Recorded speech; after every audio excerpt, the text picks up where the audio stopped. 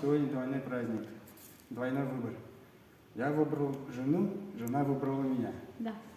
Плюс еще выбираем президента Российской Федерации. И мы каждый раз не пропускаем ни одного выбора.